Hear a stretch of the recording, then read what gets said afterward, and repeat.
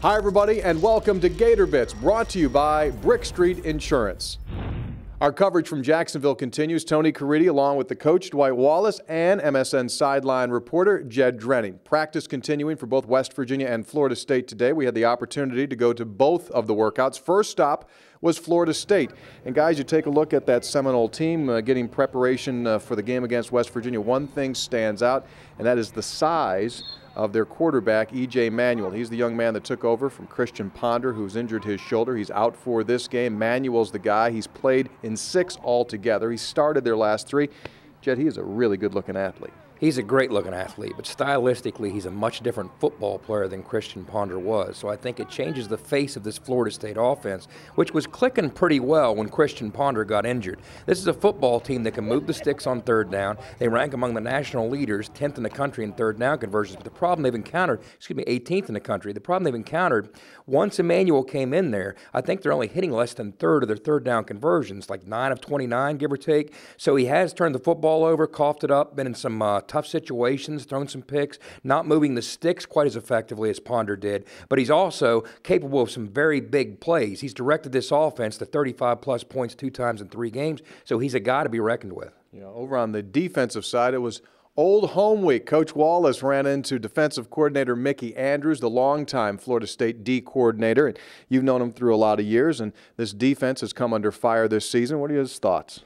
Well, I think they've got the talent. When you look at them out there, Tony, and that's true offensively, defensively, kicking game, you still see great skill.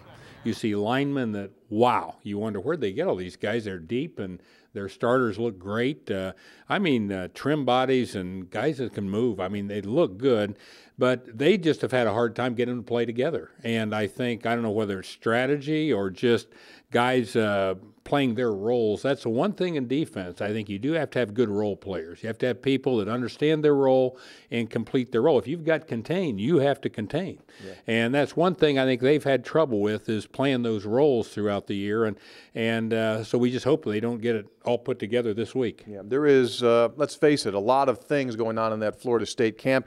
Some of those coaches have already been told they're not going to be coming back, and so that state of transition continues. Over at the Mountaineer camp, as they practice at the University of North Florida, it's kind of, not to say the same old, but there is a certain comfort zone in there since West Virginia's played in this game now so many times. They use the same facility. My take in watching Bill Stewart and the Mountaineers get ready to practice today was that there was a comfort level. They've had 2 very successful bowl games under Bill Stewart, and they're just following the same pattern.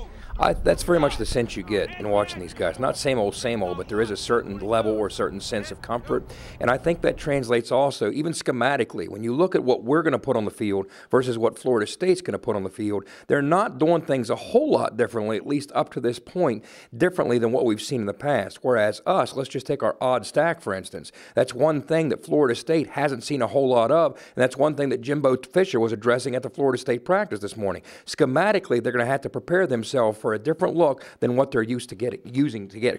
Yeah, and you take a look at the West Virginia offense a year ago in its bowl game against North Carolina. We kind of took it back and said, wow, look at that offense. They were throwing the ball down the field. Coach, as a former offensive coordinator, how much tinkering do you think, if any, Jeff Mullen does between that last Rutgers game and now this game on Friday? That's a tough question. And, I think that's the one that keeps you awake offensively, because you want to dance with the girl that brung you.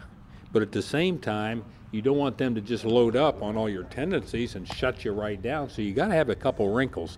So how much is a couple wrinkles? Do you want? You don't want too much, but you want enough to really make it work. So I think that they've found that. I think they're comfortable, as you mentioned earlier, with the game plan they've had.